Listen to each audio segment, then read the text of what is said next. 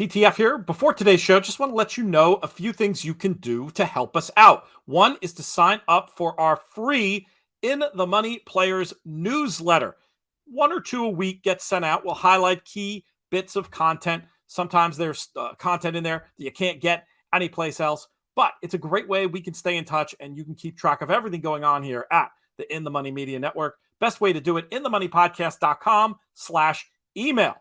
Another thing you can do that'll really help us out is subscribe to the In the Money media feed wherever you get your podcasts. For most of you, that's iTunes, but there are other places as well. If you can subscribe, you'll make sure you won't miss a show, and we'll really appreciate it. The individual shows have feeds themselves. If you're a particular fan of one or the other, you can sign up for those as well. And then YouTube is another place you can subscribe to our channel, In the Money Media, and get all the great content from Matt Bernier, from me, from JK, from whomever. We really appreciate the support. These are some easy things you can do to hopefully help us out in our big push at the beginning of 2022. And for much more, check out inthemoneypodcast.com.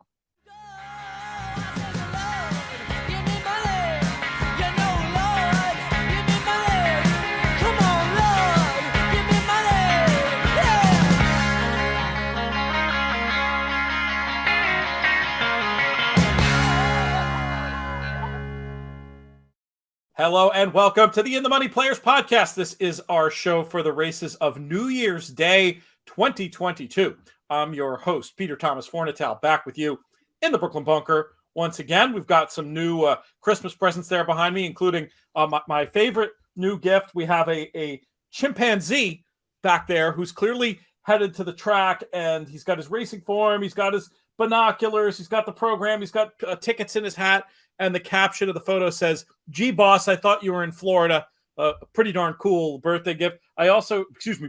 Christmas gift. I also got this little sucker for Christmas. It's the latest of the JK collection, the collaboration with the Secretariat people. That's pretty cool. We're really, we did pretty well. Santa was good to us here in the Brooklyn Bunker, and very excited to bring you a show today. Going to be covering racing from New York and California. A little later on, we'll have Frank Scatoni joining in to talk about a bevy of stakes races out west.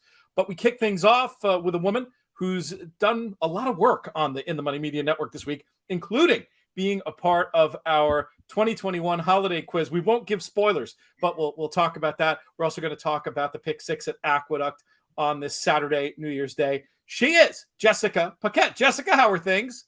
Things are great. How about you? Happy holidays. Happy New Year.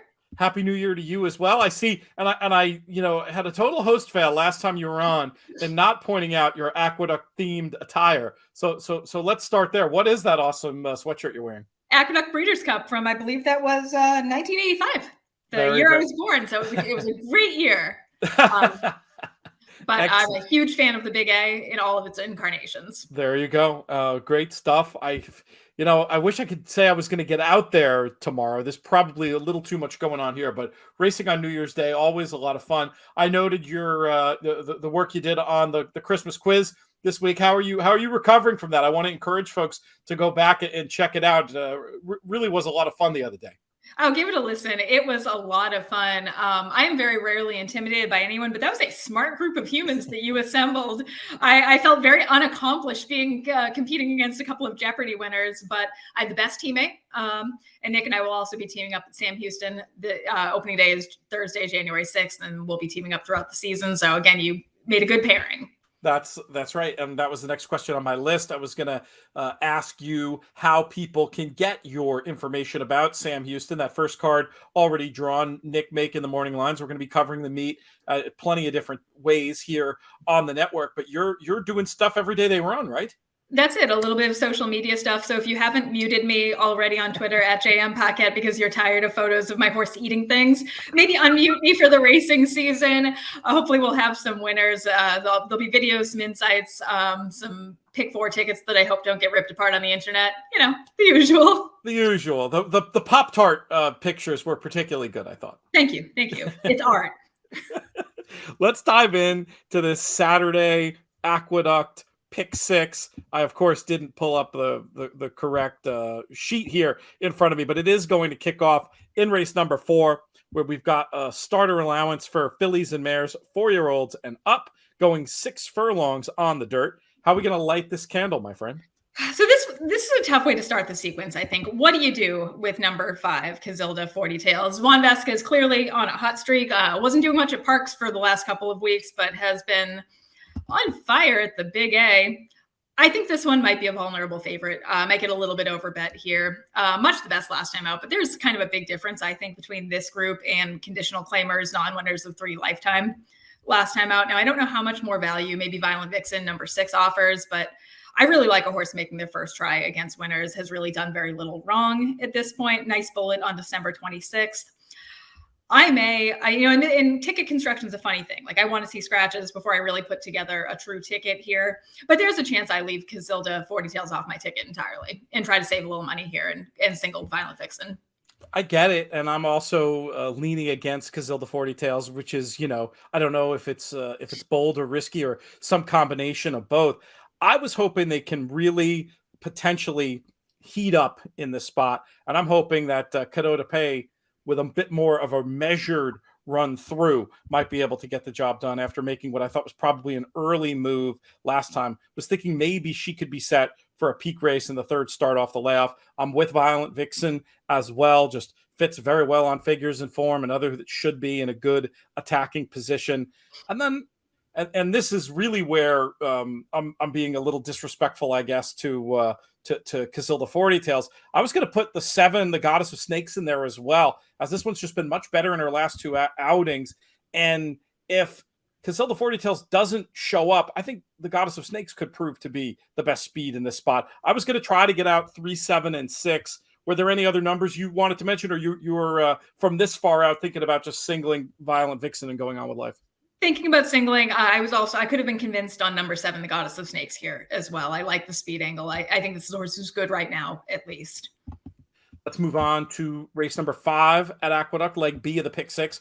Maiden special weight New York breds in this spot, going 6 furlongs on the dirt. And I was all about a trio of second-time starters.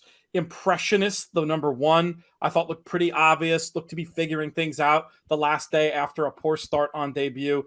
This feels like a runner to me that probably just has to improve.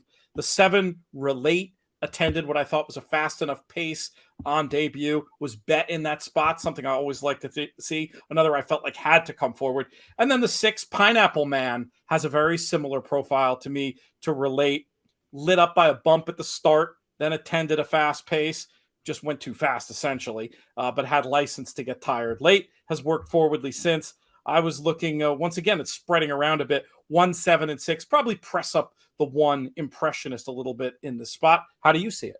I like Pineapple Man a little bit as a horse maybe offering some value. Impressionist, obviously, you like to see a horse come back like that after a rough start. But then I wonder if maybe he was just passing tired horses. I have some questions about that performance in general. The horse I have the biggest question mark about really is Relate. He was a very expensive 2-year-old. You don't often see.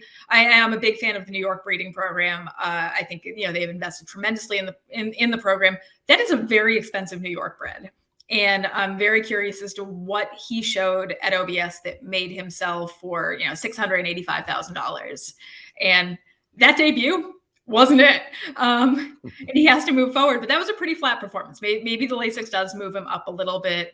Obviously, he's a quick horse. If he must have worked well at OBS to sell for that kind of money.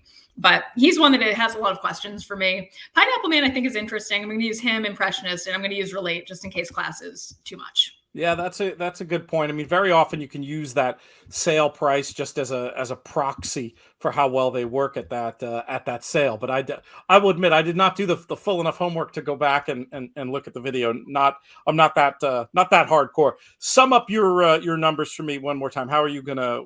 What should I put down on my little notes sheet for the plus listeners? 1, 6, and 7 here. 1, 6, and 7 in that order. All right, let's see what happens. Hopefully that Pineapple Man will provide us a little bit of value in that spot. Aqueduct 6 race, we've got another claiming affair, 4 and up, going 6 furlongs on the dirt. And Jessica, will keep it with you. I think this is kind of a tough race to figure out a little bit. There is one horse at a big price I do really like, and that's the number 9, Miss Alpha. I think these Finger Lakes horses get a little bit overlooked here. And what this horse was running against. He was running against really comparable to what he's up against here and had been relatively consistent. Good speed. I thought that recent workout was encouraging. I think he'll show some speed out of the gate. I don't know if the outside post is maybe the best for him here, but I think he gets a little bit overlooked with that Finger Lakes and Englehart form, and he offers a little bit of value. Otherwise, Wayne Potts, the number 2, making a little class drop, has been a popular horse at the claim box. He makes sense with this group. And number 3, Summer Bourbon, I won't talk you off of that one. Kind of a legitimate favorite here with some tactical speed. I think he may keep Miss Alpha a little bit honest early. We see this one exactly the same. We'll win or lose together. I slightly jumbled up the numbers, but I agree about having preference for the 9. Miss Alpha, who looks really strong on figures and could have a pace edge in this spot. I'm hoping can either clear or sit just off and get a nice forward attacking position. Summer Bourbon, first off the claim for Linda Rice, who has been cold as ice, but as we've noted on other shows this week, looking at Aqueduct, that can turn around in a hurry. We've seen that movie before. It didn't seem like I wanted to get beat by Summer Bourbon in this spot. And then Speeding Kid, also I thought interesting. Probably going to try to close from mid-pack. Might be able to move forward while cutting back slightly in the 3rd race off the bench. So I was going to play this one with the 9 as an A and then feather in the 3 and the 2 as well in this spot. Let's talk about Aqueduct's 7th race. Allowance optional, claiming New York bred 4 and up, 6 1/2 furlongs on the dirt. I ended up going with the 9, More Grateful, as my top pick, who I thought would find himself in a great spot on or near the lead. The barn is going well. I like this one's chances, not the super creative pick, but I did think was an interesting alternative to the presumptive favorite, the number 2, Big Bobby. Big Bobby in excellent form and just makes all the sense in the world on just basic principles of handicapping figures and form in this spot. The 5, Bronx Bomber, I thought could be a little bit interesting as well. Has form that ties in closely with Big Bobby, and he had traffic trouble in that race as well. So might be an interesting value alternative to the 2, but I still give preference to the 9. That'll be my A runner in this spot, and I'll be using some 2s and some 5s as well. Jessica, how do you see it? I think Big Bobby might just be a cut above this group. Just a quality state bred, and it looks very comfortable against fellow New York breds. I think he gets a pretty solid pace here. One horse, you never know what to do with a horse like T Loves a Fight. When I don't use him in a ticket, he beats me. And then when I use him, he's nowhere to be found. So he is a tricky one. He's one of those horses that I feel like we've been watching him run for quite a few years now. And it's almost a defensive play to keep him on a ticket because I'll be really frustrated if he runs, some big turnaround of form and beats me. I do also like Durkin's Call a little bit. The cut back to a sprint after 2 races at a mile, I do think is interesting. He does need to move forward, but I think he's good enough to run with this group on his best day. I looked long and hard at both of those runners, and I was just trying to decide if there was going to be enough pace to bring them into it. Perhaps with the presence of the entry, if they use team tactics, especially in Double Vision is out there with my top pick, More Grateful, early, I think it could set up for the 3 and the 6. I kind of like the idea of getting them both on tickets. And of course, as you pointed out, the 2, Big Bobby, also has a chance to be the best closer. So I'm going to grind on this race a bit more. I wouldn't be surprised in the end if I throw in a couple of more runners. I wish I had a stronger opinion in the 7th, but this might be more of a survive and advance race for me. Yeah, it's a tough group. I mean, it's a tough group to get through. There's a lot of stories you can tell. That's for sure. Let's move on to race number 8. We've got 3-year-old stakes action in the Jerome. We're going a mile on the dirt. Jessica, who's your idea of the winner? Okay, so I am nothing if not a good company woman. And there's a familiar face here from Colonial, and that's Mr. Jefferson. But I have a lot to say about this horse, actually. He went off as the favorite in his career debut that was on the turf at Colonial. And it was one of those times where I'm looking at this horse as the favorite, and I could not, for the life of you, tell me what everyone liked about him. To me, I thought he looked pretty physically immature. He looked like a horse that really was kind of growthy, still needed to develop a little bit. And he's clearly done that. I think this is a horse who will continue to get better as the year goes on and as he goes into his maybe 4-year. Oh no, they're 3 now. They're officially, he is a 3 as he goes into his 3-year-old season. The turf races you can toss. He obviously just won't pick up his feet on the lawn. And I think he's really going to continue to improve. Michael Sanchez. as good as anyone. I think he is poised to have really a breakthrough year, just professional, smart rider. And I like to see him getting a chance on a big stage like this, or a bigger stage. We're together. I like Mr. Jefferson as well, and I feel like you can easily excuse the Remsen. That race just looked like very good form. Two back, this horse was stuck on a rail that might not have been the place to be. I just think this horse has more under the hood than what we've seen to this point, and should be a very square price in this spot. I forgot I was going to bring in Perrin, my my now 9-year-old daughter, to sing happy birthday to all the horses on the show. Oh, that's excellent. It's easy to get confused on the first day of the year, especially when we're talking about it a few days before. Yeah. And then I'm like, did the DRF switch their years? Yeah. It's a long holiday week also. I mean, that time between Christmas and New Year's is hard. It is. It's the strangest week of the year in so many ways. I did want to mention a couple that I'm going to be backing up with as well in here. The 8 Hagler has claims to potentially be the best speed. This horse has been consistent and good in the 3 starts. And then the 3 02035, this horse fits on the best races, and I don't see why being by Union Rags he can't transfer his form to the dirt. Certainly not the first thing you think of with the Galileo mare, but in terms of a backup, I wanted some 8s and some 3s. Definitely preference for the 7. Did you have any others you wanted to talk about in here? I mean, I think the 1 Cooks Creek really seems like a logical top contender. Cook Creek, it looks very logical to me. I liked his effort in the Nashua. Again, I think it was a really solid group of them, and he looks like he's just continuing to figure it out. But I'm all in on Mr. Jefferson. All right, we'll be pressing up Mr. Jefferson pretty nicely there. Hopefully, we can get the year off to a good start with a nice priced winner in this featured race. What price do you think we're going to get on this horse? I haven't looked at what David put for the morning line yet, but I'm guessing 9-2. Yeah, 9-2. 9-2 is the morning line. I'll take anything. I'll happily take anything close to that. Yeah, 7-2 even. It feels just on, just going by feel like a number. I'd be happy taking a little bit of a swing with that runner, who again I think is just better than the bare form suggests. Let's talk about our nightcap. We've got New York bred 4 and up fillies and mares going 6 furlongs on the dirt. Jessica, how are we going to get paid? Speaking of taking a swing, let it never be said I'm afraid to pick a long shot, and I am taking a big swing with number 3, Ancient Brown. I know her recent form is bad.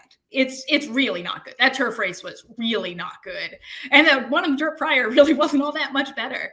But she was running well in the fall. I think she can return to that form. I am a huge David Donk fan, and I think and everyone is, and yet I'm always surprised that his horses continually get overlooked at these big prices. They can spring up and surprise. I think she does need to obviously make a big step forward, but why not? Towering Orbit, the 5, makes a lot of sense, has tactical speed. Highway Queen, again, capable on either surface and certainly consistent. But Ancient Brown, let's go for a big price. I love it. I love the creativity, and that is indeed how we could get paid in this sequence. I used 2 of the ones you mentioned, but I put Snicket number 2 on top, who I thought was probably just too close to the pace in the last dirt effort. And that's a race that's produced a couple of next out winners. I thought Snicket might be able to get a nice run through from just off the pace in this spot. Wanted to use Highway Queen, probably better on turf, but the dirt numbers still fit in this spot. And then Towering Orbit with the potential pace advantage. And I'll certainly be taking another look at the long shot. Don't look too closely at those last couple of races. Well, no, but we can go back. We can go back in time and see. And it's one of those. If I squint, I can see it. And there's probably a way. That's also the kind of horse that, if you get to the last race, it's a very easy horse to hedge with because of the price she should be. So it's the kind of thing where, let's say I'm sitting on tickets to the 2, 8, and 5. I could just play a one-way exacta 3 with 2, 8, 5. And, I'm not going to feel too aggrieved if one of mine didn't run second. I wasn't going to hit it anyway. And then, of course, if the price is big enough and this runner is listed at 15-1 on the morning line, maybe you keep it simple and just bet to win. Anyway, lots of interesting possibilities on this New Year's Day for us. Jessica, any closing thoughts from you before we let you get out of here? I'm just looking forward to a great 2022 for all. Safe trips, winning tickets, a little bit of everything. I love it. Thank you, my friend. Great having you on. Today's show brought to you in part by our friends at the Adelphi Racing Club. Adelphi is a racing club of like-minded people who enjoy racing and the camaraderie of being part of something bigger than themselves, a true community. Adelphi's founding partners have all owned horses in other partnerships and syndicates, as well as on their own. And the overarching goal with Adelphi is to blend the benefits of solo ownership without the administrative hassles with the thrill of the partnership experience. Adelphi offers an interactive ownership experience with real-time access to other partners, trainers, bloodstock advisors, and other members of the team. Adelphi partners will receive frequent multimedia content on their horses, including videos, photos, and partner-only podcast content provided by us right here at the In the Money Media team, as well as premium on-track and off-track hospitality experiences. Adelphi have an exciting class of yearling prospects, which are available now. Check it out and join the club. Go to adelphiracing.com to learn much more. You can reach out to Matt at adelphiracing.com with specific questions, and you can follow along on social media on Instagram at Adelphi_racing and Twitter at Adelphi Club. That website, once again, adelphiracing.com. Next up on the show, very happy to be joined by a man I've written books with, made various wagers with, and generally like to have a good time hanging around at racetracks with. He is Frank Scatoni. Frank, how are things? Things are going really well. I like you say a few wagers with. I'd say spent part of the last 20 years making a lot of wagers with. That is more accurate. Did you make it up to Santa for opening weekend? I didn't, unfortunately. The weather and the COVID nonsense kept me away. But I will plan on being up there many times in the next couple of months. It's one of my favorite places on earth. You know, we've spent many times there. Just when you walk into that racetrack and you see the San Gabriel Mountains, it's just, I call it God's racetrack. Like you could not have carved a better racetrack out of planet Earth than Santa Anita. It is amazing. It reminds me, the only thing I can liken it to is like being a kid and the baseball, going to a baseball game, and that first time you walk out into the, you see that you walk out through the gate and you see the field for the first time in the green and the, that whole experience. I get that every time when I walk out front at Santa. Yes, and just the sheer enormity of it, right? When you're a kid and you walk into a baseball, like you're used to playing Little League, no. You walk in and you see a giant stadium and you look around and it's just awe-inspiring. But you're absolutely right. Every time I walk into Santa Anita, I have relive that experience over and over again. Looks like I will be making a Santa Anita trip in February, so I'll get the details on that. We'll get a chance to hang out, eat a carved sandwich, play in a low roller event or two. That could be a lot of fun. But we're here today. I'm glad they brought those low roller events back. Those were our bread and butter back in the day. So much research for Winning Contest Player was done right there, and you learn so much. Meeting, I always think of Jose Arias, who nearly two-time winner of the NHC, and that's where he got his start as well.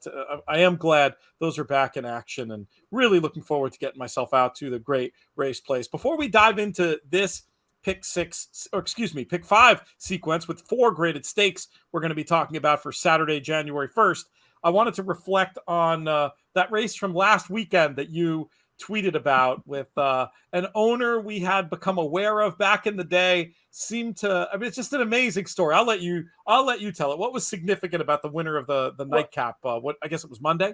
Well, when we were exposed to this person was a trainer at the time. He's since moved out of the trainer game and has become an owner. And I did the simulcast seminar at Del Mar over the summer, and I was with John Lees. We were talking about a race, and this horse was entered. And I said, everybody looks at trainers, everybody looks at jockeys, and that's all well and good, but sometimes it pays to look at the owner. And it turns out that the owner was Moon Han, trainer back in the day who has been very, very kind to us and has paid for many dinners at the Derby, because it seems that every year at Santa Anita, this guy, when he was a trainer, he would win a downhill race. Well, now here he is as an owner. The horse was entered in a downhill race on Monday. It got washed off the turf, but the horse was still very, very well intentioned, trained by Richard Baltus, and ended up winning and paying $54. And I just thought it was hysterical, because when we first started coming out to Santa Anita, our great friend William Murray, the famous author and terrific horse player who we learned a lot of stuff from, and great writer, he put us on to Moon Han and said, every year in January or February, this guy is going to pop with a $50 winner. So anytime he has a horse entered in a race, especially if it's a downhill race, you better pay attention. Well, here we go. It's like nothing's ever changed. 2021, and Moon Han, as an owner this time, pops with a $54 winner at Santa Anita. And it'll probably happen next year too. So file that name away. Moon Han. Was it purple and yellow silks? Am I remembering that right? Those were his silks. Yeah. I actually don't remember the specifics of this race, but I'm sure. Why would he change? Why mess a good thing? Mess up a good thing. That's so great. Yeah. Well, one of these days, someone enterprising should try to get the full story on Moon Han and this gift that keeps on giving. Great stuff. Let's talk about this sequence. Late pick 5 on Saturday. Things kick off with race number 6, which goes at 5:35 Eastern. The grade 2 Joe Hernandez, 6.5 on the downhill. Frank, how are we going to light this candle? Well, I just love the fact that the downhill races are back in play. It's my favorite races to handicap all year long.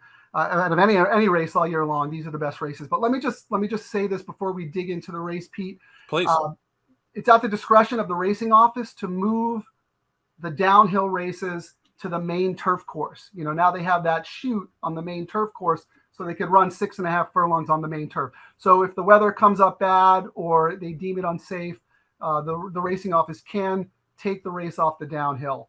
And I'll talk about both scenarios because I think the situation drastically changes depending on the configuration of how this race is run. But to start off with the downhill, when I handicap downhill races, I look for two things. I look for route speed cutting back. We don't have any scenarios in that race, in this race. That's one thing I look for. And the other thing I look for is just generally outside speed. The outside posts are better on the downhill course, and speed does really well if you're from that outside position. So to me, number 6, Momos, fits that bill. I know he has a tendency to get late. He's been collared a bunch of times in his turf sprint races, but I just see him getting the right trip here. There's not a lot of other pace in the race. Johnny V, if he can just ration this guy's energy, maybe he can stay that extra half furlong. I think he's the value of the race. Perfect trip, perfect setup. We'll just see if he can stay that extra half furlong. And then the other horse I really like coming down the hill would be Commander. This horse came flying late to just miss to Beer Can Man last time at 5 furlongs at Del Mar. But this horse is a 6.5 furlong specialist. So any extra ground is going to do this horse wonders. Trained by Peter Miller's former assistant.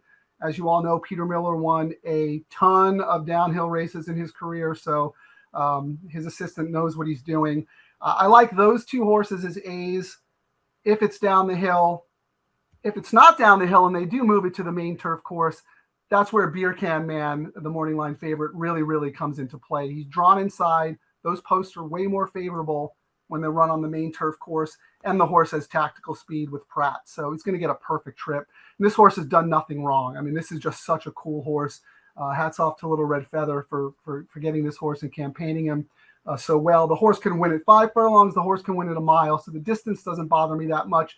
The only reason I don't have him as an A in the downhill, if they run on the downhill, is because of the inside post. And we know how tricky that can be.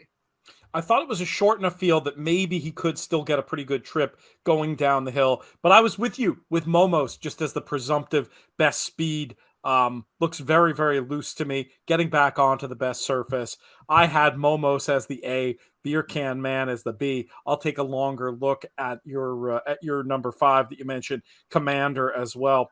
Beer Can Man, of course, for our pals at Little Red Feather. I think he can pull a pretty good trip in behind on either surface.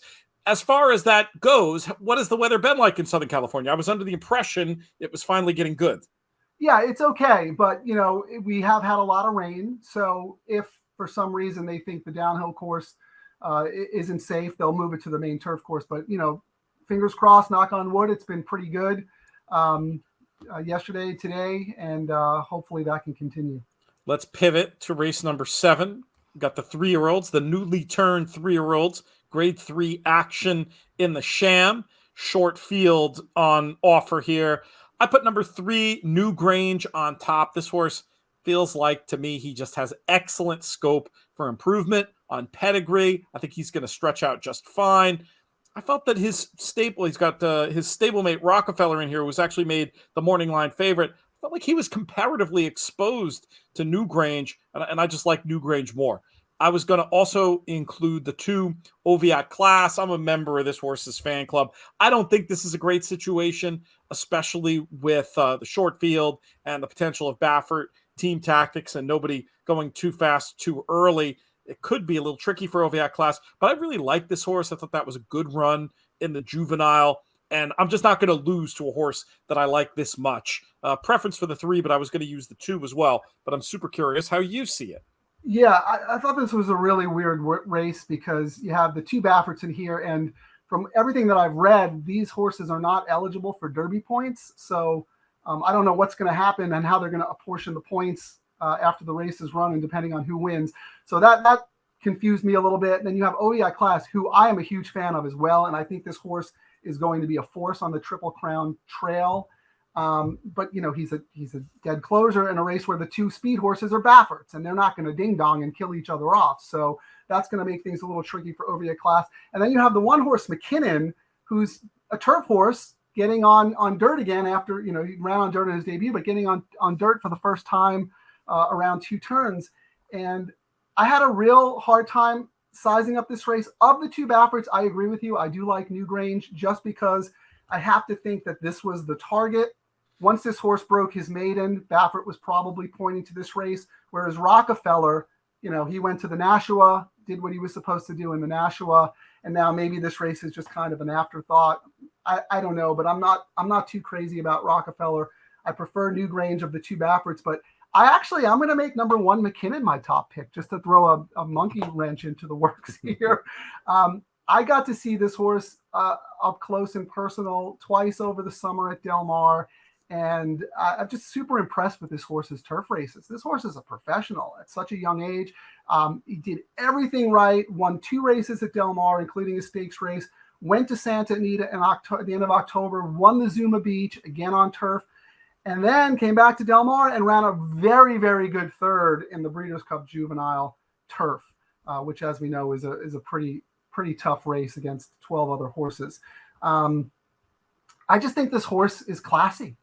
And if the works on paper are any indication of how this horse is doing, and if he can transfer his form to the dirt, I think he could surprise. And I give the Connections big credit here for taking a shot. They know they've got a really, really good turf horse. So if it doesn't work out on dirt today, plenty of turf racing in Southern California this winter for this horse. But I actually think McKinnon is the little bit of a wise guy playing here. Because like I said, I think this is a classy horse, and I'm not too worried about the surface switch. I get it. I mean, the pedigree is so turfy to me. Both sides, the Pharaohs do seem to be doing so much better. And then, Scat Daddy, it's not that they can't run on dirt. I remain skeptical. I also just wasn't sure what price. It's very hard to know what the market is going to do here as well. I thought the 3-1 was a little too short. I mean, this horse should probably be 4 or 5-1, I would think. Yeah, that at that price I would get interested. Yeah.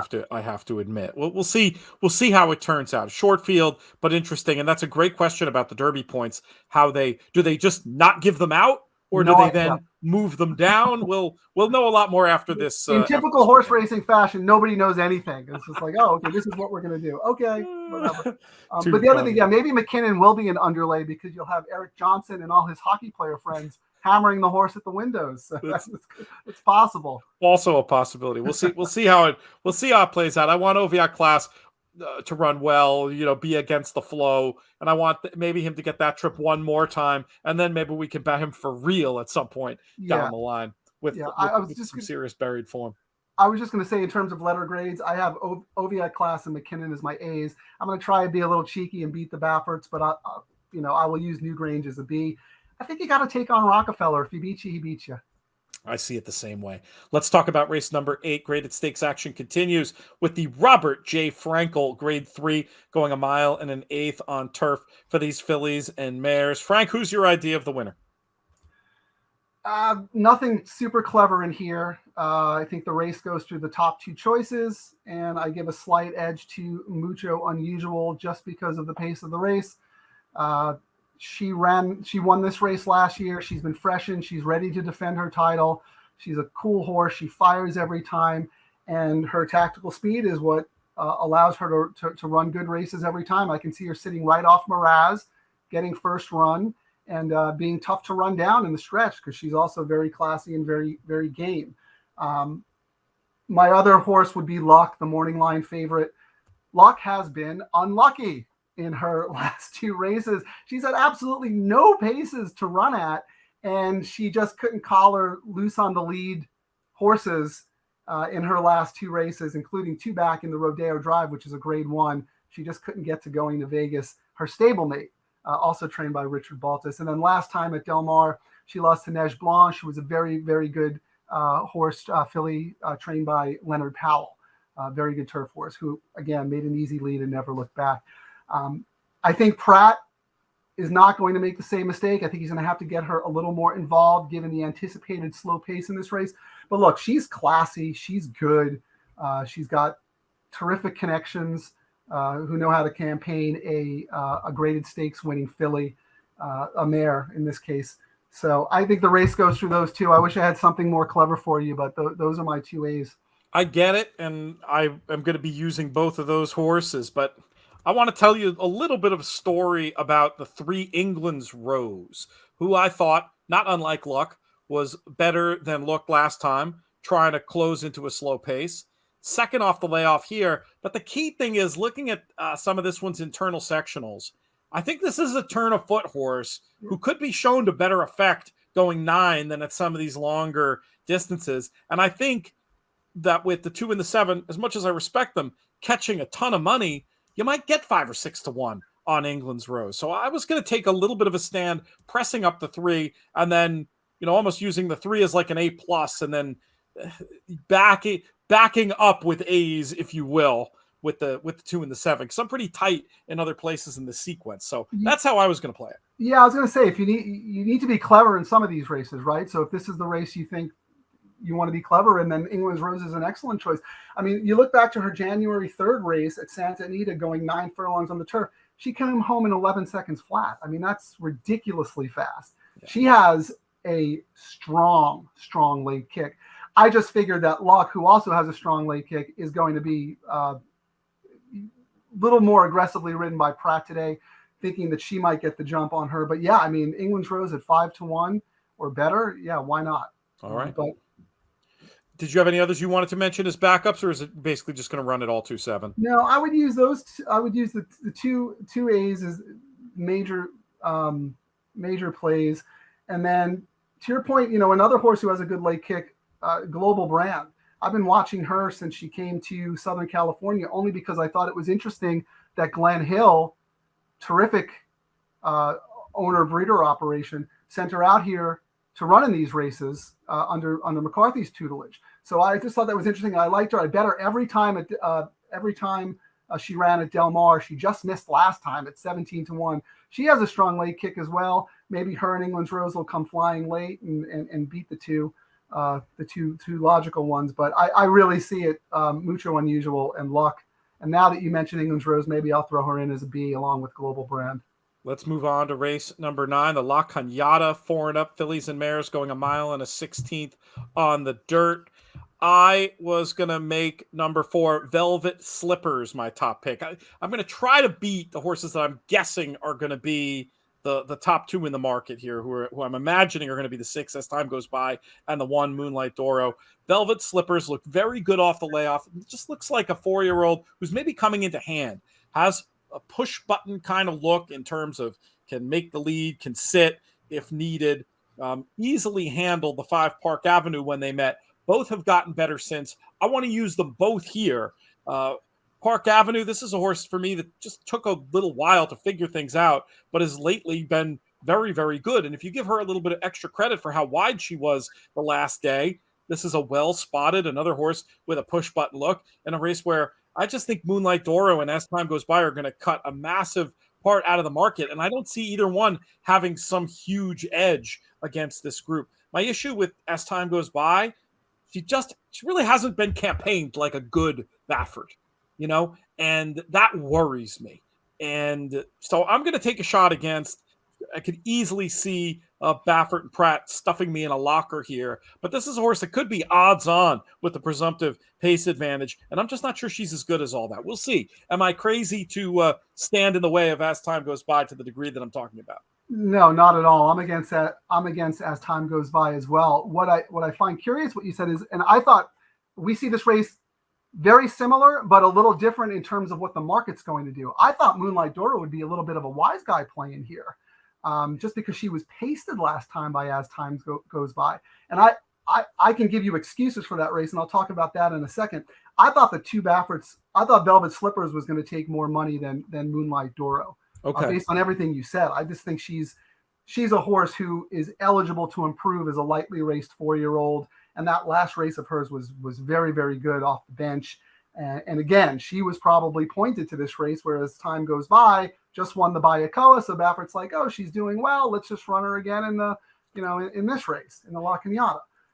So I am against As Time Goes By. I do like Velvet Slippers as a B, but I was going to put most of my action through Moonlight Doro because I thought that she would be just a little bit of value in here, thinking the two Bafferts were going to take most of the money. The reason I like Moonlight Doro is she is making the third start of her form cycle for a terrific trainer who probably had this race circled on the calendar, because from what I gathered in the Bayacoa, she was off slowly and she was ridiculously wide the whole time. Van Dyke gave her zero chance to be competitive in that race. So it's no surprise that he's gone and Mike Smith is on today. If you watch the gallop out of that race, she galloped out really well, galloped out past the winner, who I thought was life and death to win that race. And in fact, I thought she was going to get beat to Warren Showtime. But she was game and she held on. But I thought Moonlight Doro galloped out really well. I think this race has probably been circled for Mandela, and I like the jock change. I think she'll get a good tracking trip. And like I said, I thought she would be a little bit of value. So let's have a friendly wager. Who's going to take more money, Moonlight Doro or Velvet Slippers? I think it's going to be Moonlight Doro, just based on how they bet her every time. Okay. She's a filly who's always been aggressively bet. Look, as I think about it more, As Time Goes By is going to be a really heavy favorite, and I don't need to be a hero. I should definitely have, I can have Moonlight Doro as a backup to the top two that I like. But the other thing that just put me off her is I don't like, she showed so much promise, and then she comes back to the races and she's run well, but she hasn't broken either time. And sometimes for me, that's a horse anti-touting themselves as being like going in the wrong direction. And I hear what you're saying about the gallop out, but it was a fast pace, and she was supposed to, from where she was positioned early in the race, I feel like she was supposed to be finishing with run. But I mean, look, I'm not going to be a hero. I'll be including, but that was just my thought process on that one. She's one of these horses. She's like kind of a famous horse in her own way. She was talked of as, she would have been on the top of like Oaks lists and stuff like that. And I just think there's more hype than substance from what I've seen in the last couple of rounds. In the last couple of races, I would agree with you. If you look at her Las Virgenes was terrific. I mean, she beat Calypso, who just came back and won the La Brea, grade 1, and she beat Miraz, who's entered in the Frankel. I mean, those are legitimate racehorses. Yeah, that's good form. Yeah. So I think she can get back to that. Otherwise, I mean, Mandela, trained by anybody else, maybe I'd say maybe she is going the wrong way. But the fact that she's trained by Mandela makes me think that she's sitting on a peak effort today. All right, 4-5 for me with the with the 1 as a B in the final analysis. How were you going to grade these out? I have Moonlight Doro as an A, and then I'm going to use Velvet Slippers as a B. If As Times Go By and Park Avenue beat me, they beat me. I'm not too interested in those horses. Interesting. What's your knock on Park Avenue? You just don't think she's quite up to this quality? Yeah, I just think the waters get a lot deeper. I'm fair enough. Something about her just leaves me a little cold. I think, her last 2 races, while they were good, she's improving, but she's going to have to improve a lot more to get the job done today. Let's talk about this nightcap race number 10, 4 and up, California bred allowance types going 6 furlongs on the turf. Frank, how are we going to get paid? If you really, really want to get paid, I'll give you a little sneaky horse, a little 15-1 shot to talk about. Number 1, Play Chicken. You know how we talked about earlier the inside posts on these main turf course sprint races, 6.5. Tactical speed from the inside post, very, very good. Exactly where you want to be. I know Play Chicken doesn't look like much on paper, but if you X out every single race this horse has run, except the May 21st race, where he went 6 furlongs on this course, ran a very, very good third, having to break from the 8 post. Showed tactical speed, was wide, got a little weak. I think now breaking from the inside with a very aggressive jockey, this horse will outrun his odds. Is he good enough to beat the 3 logical choices? I'm not sure, but at 15-1, this horse will be on all my tickets. I do think the most likely winner of the race is number 7, Riding with Dino. I know he's been knocking on the door and hasn't been able to get to the winner's circle, but look who shows up to ride him today. Pratt's good for a length or 2. So, you know, this horse will have every chance to get the win, has very good tactical speed, should be able to break cleanly, get over, angle, and just kind of stalk the pace in a very good position. I think that's the most likely winner. And then the other horses I'm looking at are number 4, Aligato. Never run a bad race in 3 career starts. Should run another good one today. The interesting thing is this horse was actually entered in a mile race opening weekend. And when that came off the turf, they scratched. So they were looking to stretch this horse out.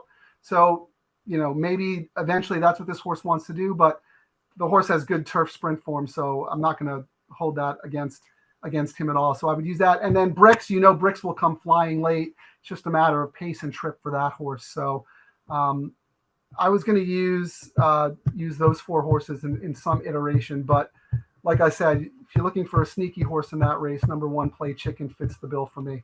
Love to put that 15-1 on top in the nightcap. If that thing wins, it's Julio get the stretch time for Frank out there in Southern California. I like the other 3 less creative ones that you mentioned. I put Aligato on top. I thought that was a tougher spot. Closing sprinters stretching out is never something I like. So I actually like this horse a lot better in this spot. And I think Aligato can trip out very well in a spot where this little bit of extra distance I think is going to suit very, very well. You made the case on Riding with Dino, a consistent trier, should get a great stalk and pounce trip. I thought was likely the best of the speeds. And Bricks, the 2, as we like to say, maybe a bit of a nibbler, but very good late in a race where that's maybe where you want to be. I was going to try to lock it up 4, 7, and 2, but I love your shout on the 1, and we'll be including that as well. Don't be a chicken. Play Chicken. 15-1. I love it. Good stuff, Frank. Thank you so much for taking time out of your New Year's Eve. You got any fun plans tonight, or you just hiding out inside? No, I'm just gonna keep it mellow with my close little pod. You know, not do anything too crazy. It was 3 good days of racing. We got Friday's races. Saturday, I got to work on Sunday's card pretty soon. So I'll just be doing my usual, even though it's a holiday. I like it. Well, enjoy yourself out there. Get a chance to raise a glass with you at a racetrack soon, and really appreciate your help today. I'm happy to do it anytime, brother.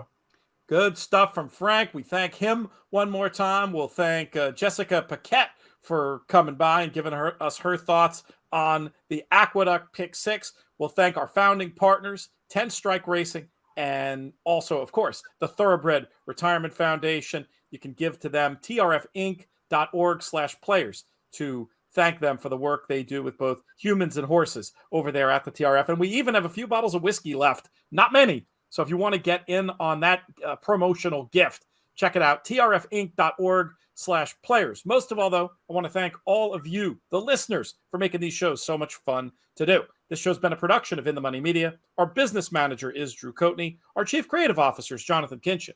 I'm Peter Thomas Fornatel. May you win all your photos.